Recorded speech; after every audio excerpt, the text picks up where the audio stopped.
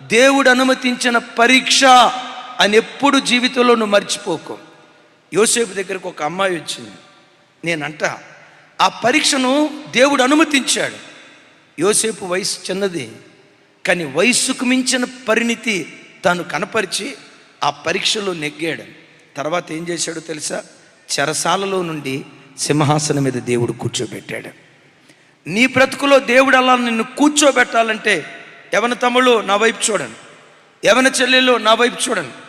మీ చిన్నతనంలో నిన్ను నేను ప్రేమించా, నువ్వంటే నాకు ఇష్టం, కళ్ళు మూసినా నువ్వే, కళ్ళు తెరిచినా నువ్వే, నువ్వు లేకపోతేనే బతకలేను, ఇలాంటి భారీ డైలాగులు వాడే దరిద్రపు సంతతి నీ చుట్టూతో ఉంటుంది.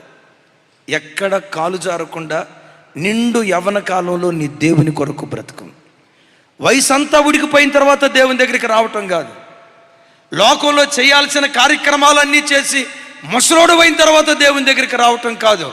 నీలో బలం ఉన్నప్పుడే, లోకాన్ని అనుభవించగలిగే వయసు ఉన్నప్పుడే, శరీర కోరికలు నీ లోపల రంకెలు వేసేటప్పుడే ఈ లోకం నాకు వద్దు ప్రభువా, ఈ చిన్న జీవితం నీ కొరకు జీవిస్తానని యవ్వన కాలంలో దేవుని కొరకు బ్రతకటం ప్రారంభించు.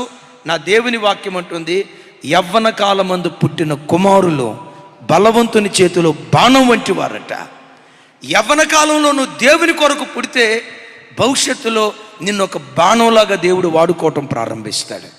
మరోసారి చెప్దాం ఆమేన్. పవిత్రత వైపు పరీక్ష నీకు వస్తుంది. రెండవది